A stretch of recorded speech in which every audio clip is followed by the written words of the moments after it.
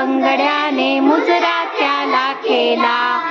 नको गुलामी परक्याची अन लाचारीचे जगणे, शपथ घेतली जगदंबेची जिजाऊच्या पुत्राने.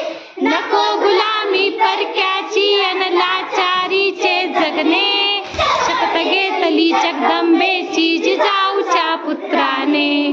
दौडत दौडत बाल शिवाजी घोड्यावरून आला.